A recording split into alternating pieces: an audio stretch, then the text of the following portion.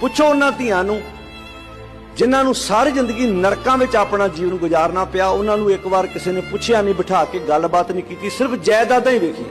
ਵੱਡਾ ਘਰ ਵੇਖਣਾ, ਗੱਡੀ ਵੇਖਣੀ ਕਿੱਥੋਂ ਮਿਲਦੀ ਦਾਜ ਚ। ਕਈ ਤਾਂ ਚੰਗੇ ਭਲੇ ਠਾਕੇ ਲੱਗੇ, ਪੈਲਸ ਬੁੱਕ ਹੋਏ ਵੀ ਜਵਾਬ ਦੇਈ ਜਾਂਦੇ ਆ। ਇਹ ਸੰਜੋਗ ਰੱਬ ਨੇ ਬਣਾਏ ਜੀ। ਰਿਸ਼ਤਾ ਚੰਗਾ ਭਲਾ ਹੋ ਗਿਆ, ਵਿੱਚੇ ਆਣ ਕੇ ਵਿਚੋਲੇ ਨੇ ਕਿਹਾ ਇਹ ਗੱਡੀ ਕਿੰਨੇ ਵਾਲੀ ਦੇ ਰਹੇ ਆ? ਉਹਦੇ ਇਹਨਾਂ ਦੇ ਗੱਡੀ 5 ਲੱਖ ਵਾਲੀ ਦੇਣੀ। ਮੈਂ ਰਿਸ਼ਤਾ ਕਰਾਉਣਾ 15 ਲੱਖ ਵਾਲੀ ਗੱਡੀ ਦੇ ਰਹੇ ਹੋ।